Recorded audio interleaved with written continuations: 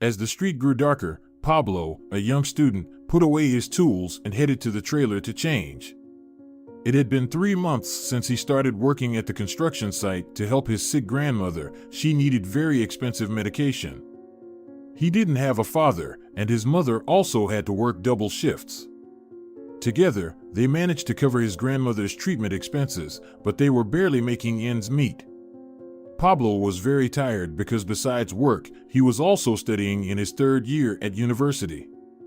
Now, as he took off his dirty uniform and stood under the hot water with pleasure, he mentally anticipated a pleasant evening with his classmates. They were planning to watch football at one of the sports cafes in the city center. However, as soon as Pablo got dressed, he received a message from his mom. "Grandma is really bad. I'm afraid it's the end. Come as soon as possible," she wrote, ending with a sad emoji. Concerned, Pablo immediately called a taxi and gave the hospital address to the driver. He didn't like coming here. The sharp smells, the sad, tear-streaked, or frightened faces, the constantly rushing doctors and staff, the cold lighting. Until the last moment, the young man hoped that his grandmother, his warm and cozy granny whom he adored, would soon be discharged from this bleak place. However, his mother's message dispelled his illusions. Pablo sighed and called the elevator to go up to the 4th floor. Perhaps he could find his grandmother's room in pitch darkness. He had visited her so many times. And now, it seems, he's doing it for the last time. His heart squeezed, a traitorous lump rose in his throat, and he desperately wanted to cry. He clenched his teeth because he knew that tears wouldn't help his grandmother. He had to be strong and manage to tell the most beloved person how much he loved her and how much he would miss her. Pablo entered the room without knocking, trying not to make any unnecessary noise. All the nurses and doctors had long been used to him and didn't pay attention anymore. However, there was no one else in the room except for his mom and grandmother. At the sight of the latter, a pang pierced the young man's heart again.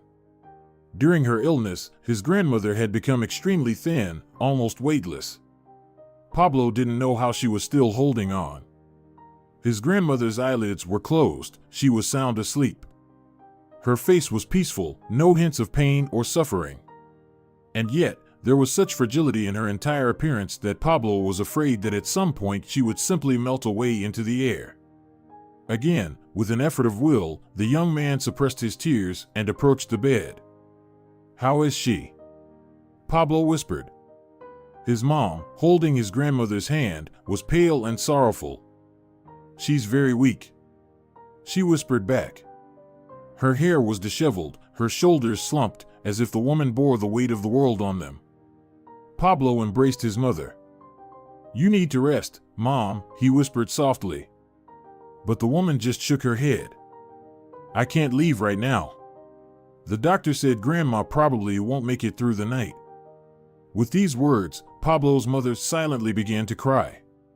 There was nothing left for the young man to do but hold her tightly.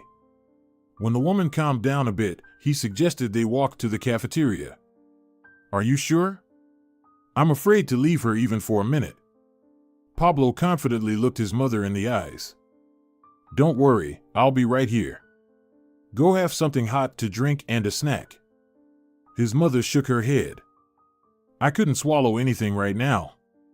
You need to take care of yourself, Mom. I don't want you ending up in the hospital too," Pablo reasoned. His mother nodded thankfully. "You're right, son. I'll try to eat something." With these words, his mother left the room. Pablo sighed and looked at his sleeping grandmother again. Random childhood memories started flooding his mind. There's Grandma taking him to the amusement park where he first tasted mint ice cream and a crunchy waffle cone, and there she is giving him a fluffy white rabbit for his birthday. How happy he was that day! Pablo became so deeply engrossed in his memories that he didn't immediately hear his grandmother's soft sigh. He only snapped out of it when she let out a weak groan and opened her eyes. Pablo gently took his grandmother's hand and smiled warmly at her. "Abuela, how are you?" But his grandmother didn't respond to him. She looked at him as if she couldn't understand who was in front of her. "Is that you, Felipe?" she whispered. Have you come for me? Pablo was slightly taken aback. He didn't know who Felipe was. His grandfather's name was also Pablo. Abuela, it's me, your grandson. For a few moments, his grandmother looked at him with a lack of understanding. Ah, it's you, Pablito, she whispered. Pablo felt a hint of disappointment in her words. Or was it just his imagination? Pablo looked closely at his grandmother. Her gaze was distant, as if she were mentally somewhere very far away. And who is Felipe? The young man dared to ask. His grandmother weakly smiled and closed her eyes. Her face took on a dreamy expression. Felipe. He was my first love, the old woman answered softly. Pablo was incredibly surprised. He never thought his grandmother loved anyone other than his grandfather. He even felt a little sorry that he asked. Good thing Mom didn't hear, he thought. Or did she know about it? Women are more interested in such matters. Perhaps his grandmother had already told his mother about her life before marriage. Pablo was pulled from his thoughts by a dry cough from his grandmother. The old woman paled considerably and took a long time to recover. Again this cough, complained the grandmother. I'm so tired of these fits. It was different when I was young. Pablo stroked his grandmother's hand. Where were you living back then, Abuela? He asked. Oh, I traveled a lot around the country. I worked in various places. I had a good education, you see. I was hired as a governess in wealthy households, and I raised the children of merchants and even aristocrats. How many girls I turned into ladies. The grandmother said all this slowly and very quietly, but she kept smiling. How pleasant it is for old people to remember their youth. They always look back. It's because they have nothing ahead of them. Pablo thought sadly. The dreamy expression on the grandmother's face suddenly turned troubled. Pablito. I know that soon. The grandmother began, but before she could finish her sentence, she was again overcome by a prolonged fit of coughing. Throughout this time, the young man held her hand. Finally, the coughing fit subsided. It's better not to waste your strength on words, Abuela, Pablo advised. But the grandmother stubbornly shook her head. Don't interfere, Pablito, I know better, she said. It was clear that the words were difficult for her, but the old woman had no intention of giving up. She had always been a warrior, flashed through Pablo's mind. As much as he knew his grandmother, she never despaired until the very end and always persevered towards her goals. I know I'll die soon, continued the grandmother. The doctors have nothing to do with it. I can feel it. Pablo wanted to object, but the grandmother gestured for him to be silent. Listen, Pablito. Before I die, there's something important I must tell you. It's very important. The grandmother's expression was very serious at these words. Pablo remained surprised and silent. Suddenly, the doors of the room opened, and a nurse entered. The grandmother looked at her from under her brows. Are you awake? The girl said friendly. Do you need anything? The grandmother shook her head. Her whole demeanor spoke only one thing. She wanted the nurse to leave as soon as possible. Sensing this, the girl removed the empty medicine bottles from the table and left the room. The grandmother took a deep breath, gathering her strength to continue. However, the cursed cough made her fall silent again for a long time. When the fit subsided, Pablo noted with pity that his grandma had become even paler. Pablito, she whispered. Yes, Abuela, Pablo replied, leaning a little closer. For some reason, he suddenly felt that after this, his life would never be the same. In my red notebook, which is in the nightstand, you'll find the address of a lawyer, the grandmother said. When I die, go to him. He will show you your home. Pablo couldn't believe his ears. Has Grandma lost her mind? He thought. Abuela, what are you talking about? He asked aloud. You'll learn everything from the letter the lawyer will give you, Pablito, the grandmother replied weakly. Her gaze, which had been wandering along the walls for a long time, finally settled on her grandson. You've grown up so much, Pablito, the grandmother said admiringly. Then she leaned back on the pillows and closed her eyes. I feel so weak, she barely whispered. I want to sleep a little. Pablo nodded without saying a word. He pictured his grandmother as a very young girl. What was she like back then? He knew she had lost her parents early and had to stand on her own feet. She had always been very strong, his fragile grandmother. His mother quietly entered the room. Is she still asleep? She whispered. She woke up briefly, Pablo replied softly. She coughed a lot. And she said, I have a home. What? What home? His mother's eyes widened in surprise. Maybe she imagined something? Pablo shrugged. Who knows what happens to one's mind in old age? Mother agreed with him. That night, grandmother passed away. She didn't wake up again and quietly died in her sleep. When Pablo was collecting his grandmother's belongings from the nightstand, he came across a red notebook and absent-mindedly tucked it into his shirt pocket. The whole day passed in hustle and bustle. Pablo and his mother didn't have a single peaceful moment. The young man was even grateful for this. It made him worry less about the loss. In the evening, when he returned to the dormitory and lay down on the bed without undressing, he felt something solid in his pocket and remembered the notebook. He pulled out the worn-out booklet and started flipping through the pages. They were filled with fragments of thoughts and lines. Sometimes grandmother wrote poems, as well as recipes and shopping lists. With tears in his eyes, Pablo looked at the familiar handwriting of his grandmother from childhood, running his finger over the neat letters. As he was about to close the notebook, the young man suddenly noticed an address and a signature underneath it on the last page, Lawyer Ismael Torres. Pablo remembered his grandmother's last words, when I die, go to him. He will show you your home. Could this be true? Pablo couldn't sleep for a long time, thinking about his grandmother's mysterious words. The next day he woke up very early, despite sleeping poorly. First thing, Pablo went to the construction site and announced that he was quitting. Then the young man went to the train station and bought a ticket. Taking some water and sandwiches, he entered the train carriage and sat by the window. He had to travel all day. Pablo looked out the window and tried to guess what awaited him. He arrived in an unfamiliar seaside town closer to nightfall. Taking a taxi, the young man reached one of the hotels in the center and stayed there overnight. The next day, Pablo had breakfast at a cafe and went to the address he found in the red notebook. Finding the right house, he immediately saw a sign that read Legal Services. Pablo approached the door and rang the old-fashioned silver bell. The door opened, and he entered, finding himself in a cozy hallway in front of the reception desk. How can I help you? Asked a charming girl, adjusting a light strand of hair that had fallen out of place.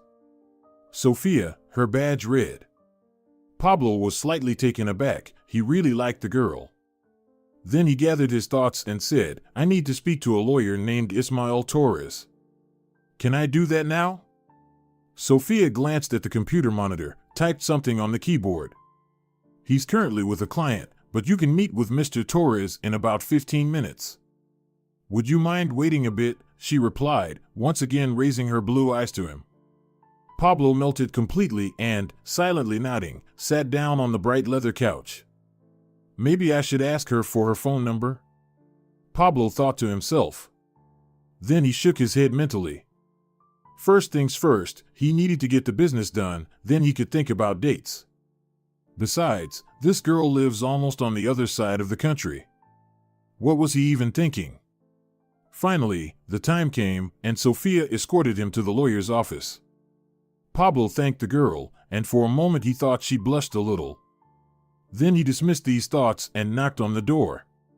Come in, came the invitation from behind the door. Pablo opened the door and found himself in a spacious office. Behind a large desk made of light wood sat a gray-haired old man. He looked at least 80, but the clear gaze of his eyes and the confidence with which he stood up to greet the client revealed strength and energy in him. Probably all thanks to the sea air. Everyone here looks quite good, Pablo decided to himself.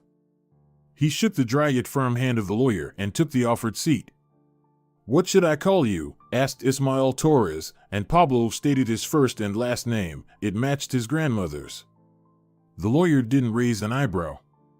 Pablo became anxious. If his grandmother had told the truth, he surely would have remembered her rare last name. But then Pablo thought, perhaps when his grandmother dealt with Torres, she still used her maiden name. Gathering his courage, Pablo began his story. He told the lawyer about his grandmother, her illness, and her last words to him before she passed away. Then he showed Ismael the entry in the red notebook and mentioned her name. Torres carefully examined his own address for a moment, then remained silent for a while. What do you make of this?" Pablo asked nervously, eager to know if his journey had been worthwhile. Torres cleared his throat lightly. "I remember your grandmother very well. She was a wonderful woman. So, she's gone." It seemed to Pablo that the lawyer discreetly wiped away a tear. "So, was my grandmother telling the truth? About some house that belongs to me?" he asked. The lawyer looked attentively at the young man and nodded briefly.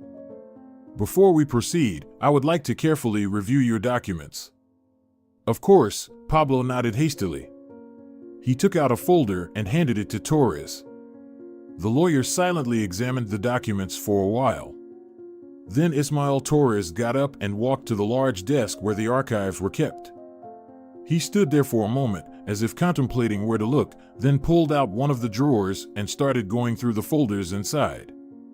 Finally, he pulled one out, pushed the drawer shut, and returned to the table where Pablo was sitting. "Here," Ismael Torres said, gently placing the folder on the table. "This document has been kept here for over 30 years. What does it say?" Pablo asked, barely breathing. "It's Felipe Treviso's will." Pablo felt dizzy. He remembered how his grandmother called him Felipe when she regained consciousness for the last time. 30 years ago, Felipe left his house to your grandmother in his will. However, she didn't want to live in it. Now that she's gone, it belongs to you. Pablo felt everything spinning before his eyes. So, his grandmother's words weren't the ramblings of a sick old woman. Pablo still couldn't believe it. And then a simple thought occurred to him. Wait. But if my grandmother died, shouldn't the house go to my mother? But Ismael Torres shook his head. The thing is, Felipe wrote in his will that in the event of Veronica's, your grandmother's, death, the house should pass to his male heir. He thought your grandmother had given birth to a son. So now, the rightful owner of the house was him. Pablo's breath caught again. It wasn't easy to adjust to the idea that a house had suddenly fallen into his lap. Seeing his bewilderment, Ismael Torres opened the will folder again and took out a yellowed envelope. Before we proceed with the paperwork, read this letter. It was written to you by your grandmother. Pablo took the envelope with trembling hands. The lawyer stood up from the table and, apologizing, said he would step out for a moment to grab a coffee. The young man understood that he was simply tactfully leaving him alone with himself and mentally thanked the old man. When Torres left, Pablo opened the envelope and pulled out several folded, yellowed sheets of paper. He unfolded it and began to read. Dear Pablito, it's me, Veronica, your grandmother. I'm sorry I never told you this story while I was alive. But now the time has come, and I hope you're ready to hear it. When I was 22 years old, I got a job as a governess in one of the wealthiest mansions on the coast. The house stood on the slope of a mountain, and almost every window had a view of the sea. I couldn't be happier. You know how much I love the sea. Moreover, there was a huge old garden in the house, where large walnut trees grew, fuchsias and orchids bloomed. I was enchanted by both the garden and the house, and my cozy room on the ground floor, where the most wonderful scents from the garden wafted in. My pupil was little Marisol, a wonderful 8-year-old girl. We studied French and Italian, conducted experiments, collected petals and leaves to dry them between the pages of books. We ran to swim at the wild beach, collected seashells, and built forts out of pebbles. We sewed dresses and staged plays. Marisol loved playing the piano, and we would make music together for 3 or 4 hours at a time. Our life was full of little discoveries and great happiness. Marisol's family treated me with great respect and kindness, and I began to feel like I always belonged in that place. Sometimes before falling asleep, I imagined myself as Marisol's older sister.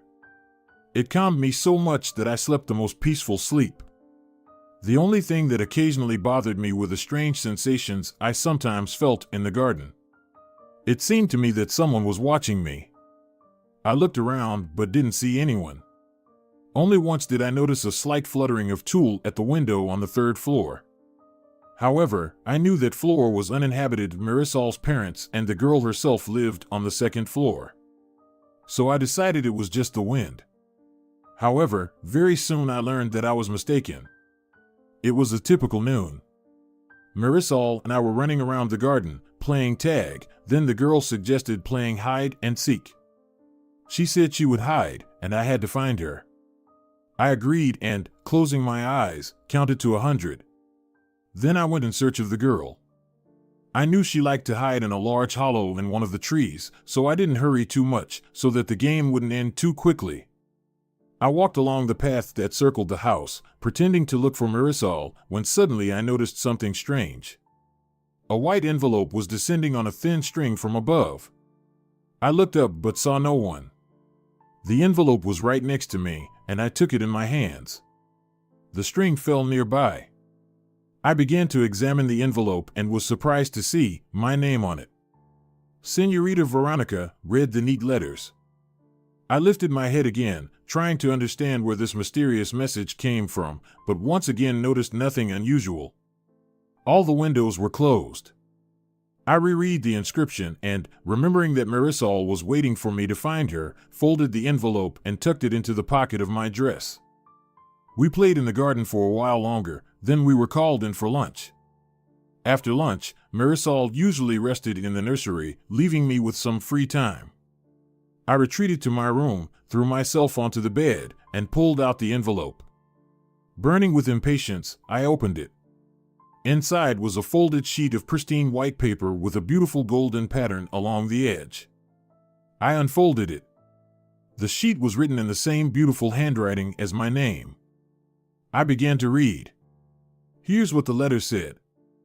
Dear Veronica, it's been 3 months since you appeared in this house, and every day it has become a little brighter because of you. You seem to have lit the sun in the sky. That's how I feel your presence in my life. You are the most beautiful flower I've ever seen in our garden. You are charming and unique. Forgive my recklessness, but I could no longer contain my impulse and decided to write to you. You have no idea of my existence, nor do you need to know who I am. I just want you to realize what a miracle you create for me every day. I wish for you to remain as happy and serene as you are and to bring joy to everyone around you.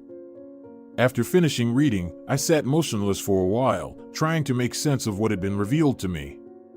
There is someone else living in this house whom I had no idea about. And they are watching me. Yes, they've been watching me from the very first day. And I had no clue. I felt awkward and strange at the thought. Who is this mysterious stranger? Suddenly, I felt like the heroine of a 19th century novel. Can such things happen in real life? I desperately wanted to find out who the author of the mysterious letter was, no matter what. Doing so turned out to be difficult.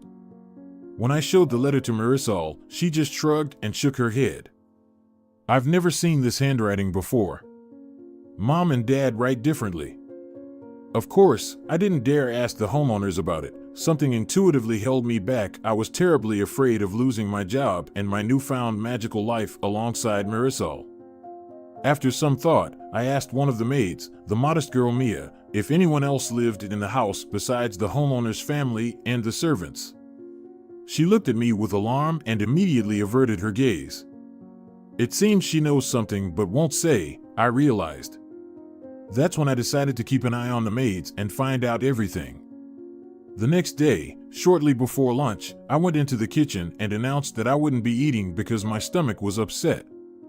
I went to my room and slammed the door loudly so that everyone could hear me inside.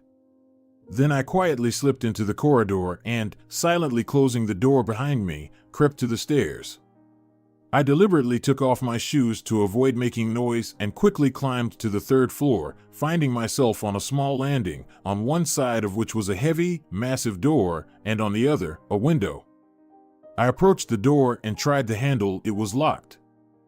Then I went to the window and hid behind the heavy curtain, giving myself the opportunity to cautiously peek out from behind it. I didn't have to wait long. About 15 minutes later, heavy footsteps could be heard on the stairs.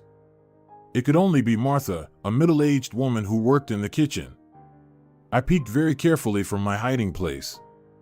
Just as expected, Martha was holding a silver tray with plates of lunch, a glass of juice, and utensils. Martha placed the tray on the table near the door and pulled out a golden key from her apron. Suddenly, my nose started itching unbearably. Apparently, some dust got into it. I hid behind the curtain and, unable to resist, sneezed, trying to do it quietly. I heard Martha start turning the key in the door but then stop. Apparently, she had heard some noise. I held my breath. I really didn't want Martha to discover me. However, the woman seemed to think she had imagined it. I heard the door creak. I cautiously peeked out from behind the curtain again, but the door had already closed, hiding Martha and the tray from me. Deciding not to tempt fate any longer, I quietly slipped out from behind the curtain and dashed downstairs. Finding myself in my room, I caught my breath, feeling safe. Despite learning very little, I felt like a victor. Now I knew the third floor was inhabited, and that's where the mysterious stranger who wrote me the letter lived. My imagination was already painting romantic pictures, inventing 100 scenarios, what he looked like and why he stayed locked away like a true recluse. In the end, I decided to write a reply. Here's what I came up with. Dear stranger, thank you for all the compliments you bestowed upon me. I'm very flattered. I would like to know more about you. What is your name? And why do you never leave your room? When everyone had gone to sleep, I went back up to the third floor. I sealed the letter in an envelope and now slid it into the gap between the heavy locked door and the floor. Satisfied with my deed, I returned to my room, where only then did a troubling thought occur to me. What if someone among the servants finds my message? I didn't leave a signature. Would they guess that I wrote the letter? Or would they immediately give it to the mistress, who had seen my handwriting many times in Marisol's notebooks? Why hadn't I written the letter in printed letters? In the end, I couldn't sleep all night, and the next day I was pale and tired. However, my worries turned out to be in vain. When Marisol and I were walking in the garden, and the girl was running between the trees in search of squirrels, a letter fell into my hands again.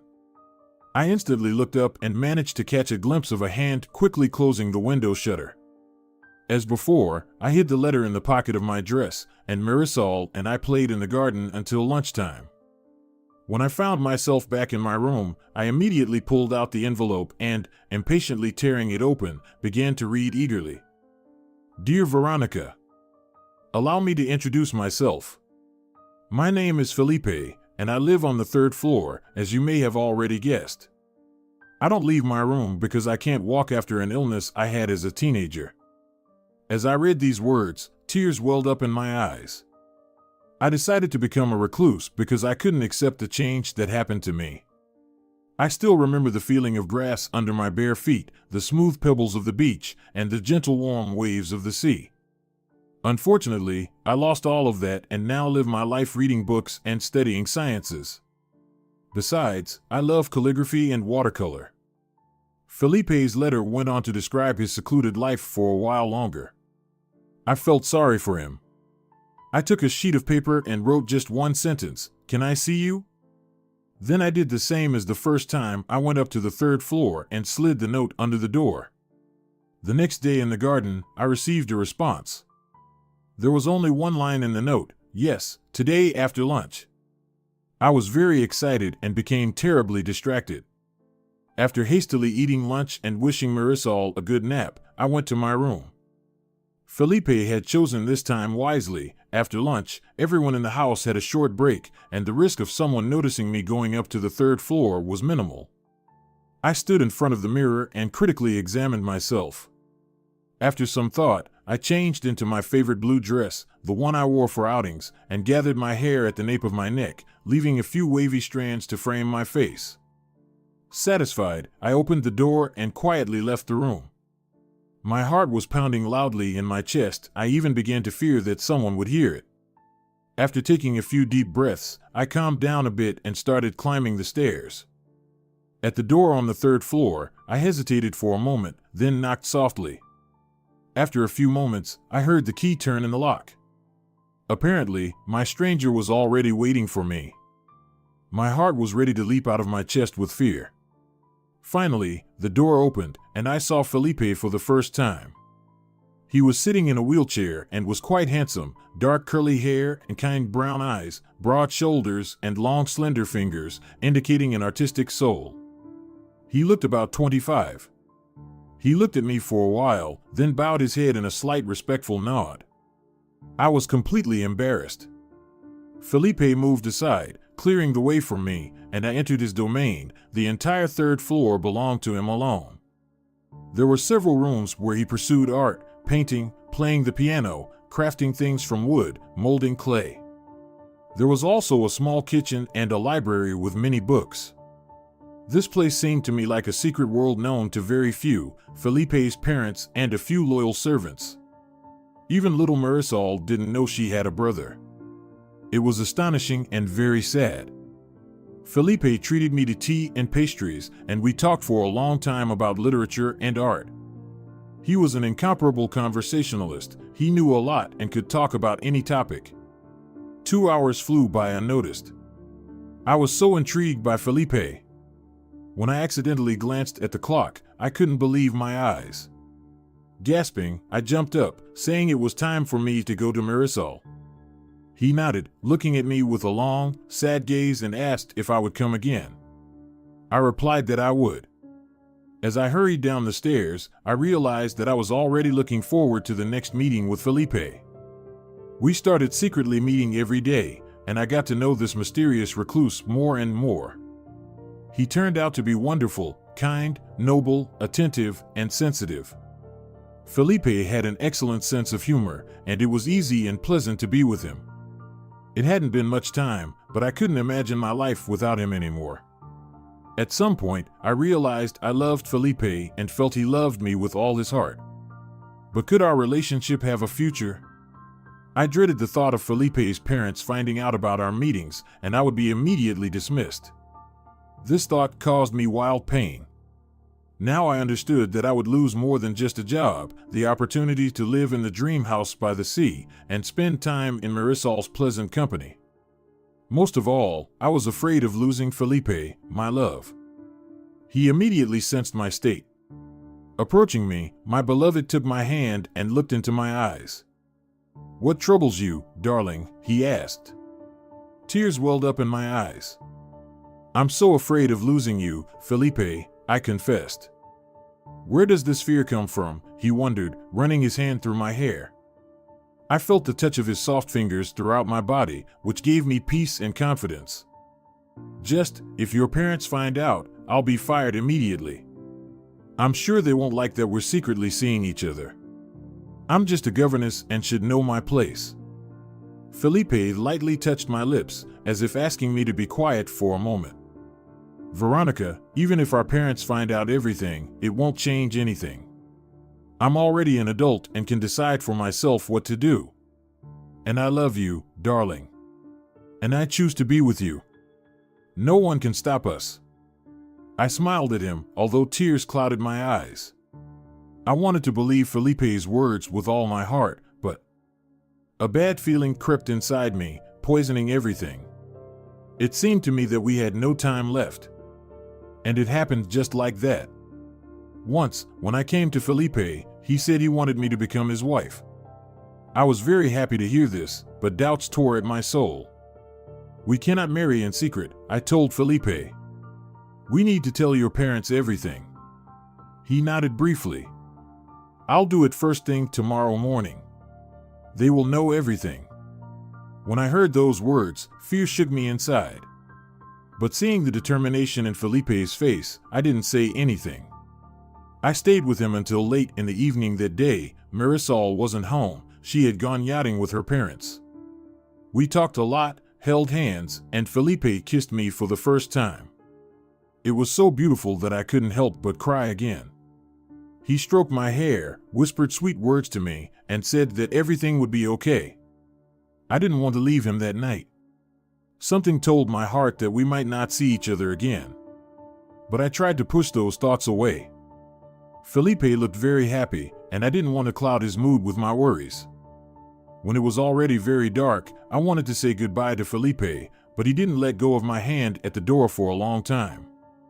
"Do you want to stay with me tonight?" he asked very quietly. I hesitantly looked at him, but in his eyes shone such strong love that doubts immediately left me. I turned to him and, leaning in, kissed his lips. I was with Felipe until dawn, and we didn't close our eyes for a moment. His gentle touches stayed in my memory forever. When dawn broke, I kissed him for the last time and said it was time for me to return to my room. He escorted me to the door. At the threshold, I turned around and looked at my beloved once more. He was also looking into my eyes, and I felt that invisible threads had forever connected us. When I returned to my room, I couldn't sleep. I was too nervous. I knew that soon there would be a conversation between Felipe and his parents, and I was eagerly awaiting it. However, after some time, I eventually drifted off to sleep. I was awakened by a loud knock on the door. "Pack your things and get out of our house." I heard the landlady shout. "You're fired." At first, I thought it was just a terrible dream, but all of this was happening in reality. I got up, staggering, and started packing my modest dresses and books. It took me no more than half an hour to pack my suitcase. There was another knock on the door. "Are you ready?" I heard the landlady's impatient voice. "We won't wait forever. Senor Travieso is already in the car. He'll take you to the city." I took my suitcase and opened the door. The landlady looked at me with disgust. "Bold, promiscuous girl," she thought of me. "Thought you could live off our money," the woman said coldly, confirming my thoughts. "It won't work, street urchin. And you pretended to be so well-mannered." "I hope you won't tell Marisol," I pleaded. The woman gave me an angry look. "Don't you dare even mention her name with your filthy mouth," she almost shrieked. Blushing, I cast my eyes down. We didn't speak anymore. I silently walked to the exit of the house and sat in the back seat of the landlord's car. He didn't say a word to me either, just drove me to the city and dropped me off at the station. I stood in the middle of the square, pale, bewildered, lonely. I managed to find a decent room in the city center, which I rented for a few days. I was sure that Felipe would come to the city and look for me, so every day I went out and walked around the center near the station. I thought it would make it easier for him to find me. But each time I returned home alone, I never met Felipe. I was desperate, not knowing what to do or how to proceed. The days blurred together like raindrops. I missed Felipe terribly, Marisol, and the home that seemed so beautiful to me. And then I found out that I was pregnant, and I would have a child. Felipe's child. I cried for a long time, not knowing what to do. My savings were rapidly dwindling. I didn't know how to break the news to Felipe that he would soon be a father. Finally, I decided to write him a letter. For some reason, I was sure we would have a boy. I told Felipe everything on paper and at the end wrote my address with a request to come as soon as possible. I didn't know how to prevent his relatives or servants from intercepting the letter. I couldn't trust anyone. Then I remembered Marisol. Only she could help me. And I set off, giving the driver almost the last money I had. He brought me home, where I had spent so many wonderful days. Of course, I didn't ring the gate. Trying to remain unnoticed, I walked along the tall ivy-covered fence surrounding the garden. Suddenly I heard Marisol singing and, peering through the gap between the leaves, I saw the girl. She was sitting on the grass not far from where I stood. "Marisol," I called, not very loudly. I didn't want anyone else besides the child to hear me. Surely Marisol now had a new governess, and she could be nearby. The girl turned around, surprised. Marisol, I repeated a little quieter.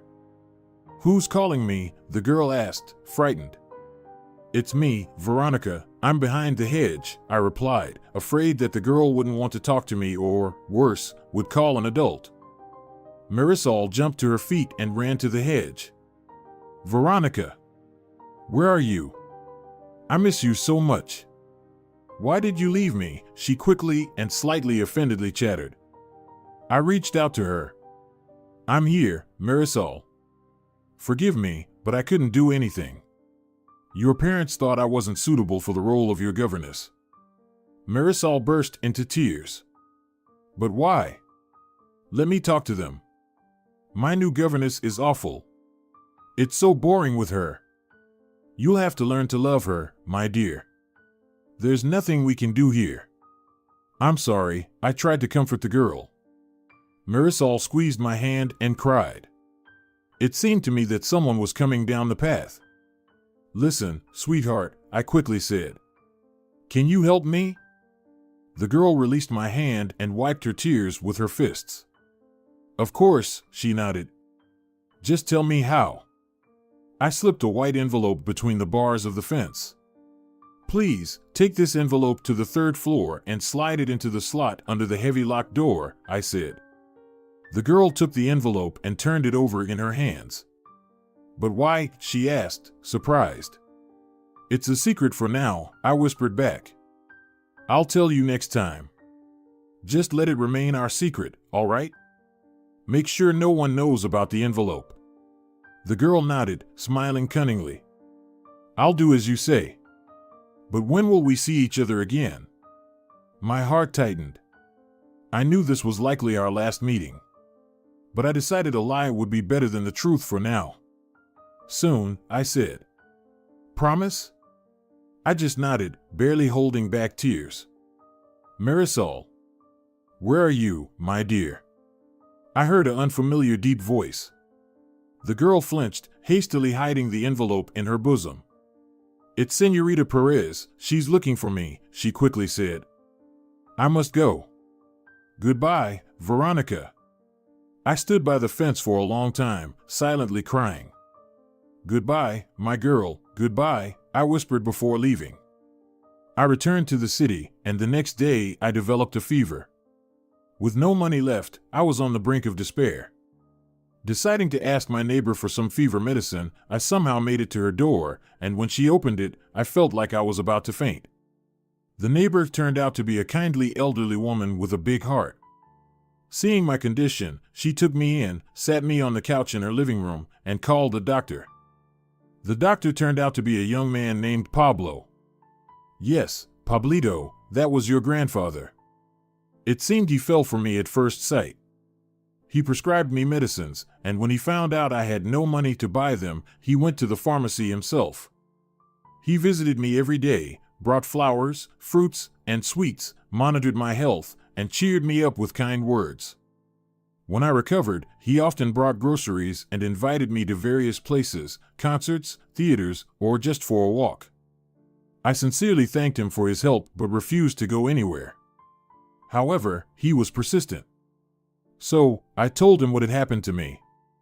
Learning that I would soon have a child, he turned pale and, apologizing, left.